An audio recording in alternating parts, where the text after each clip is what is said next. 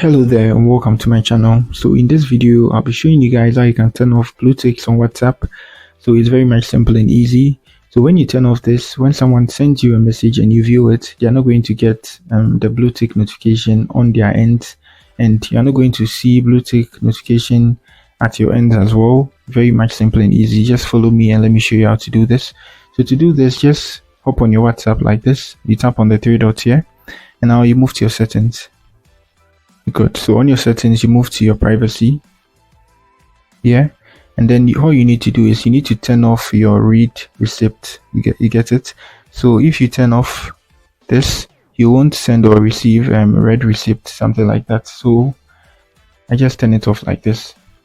So when you turn it off like this, that's it. When you send someone a message and then they view it, you're not going to see any blue ticks. And also when they send you a message and you view it, they're not also going to see any blue ticks.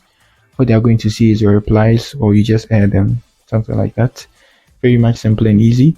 In my next video, I'm also going to show you guys how you can view WhatsApp status without the poster seeing it or seeing that you viewed their status.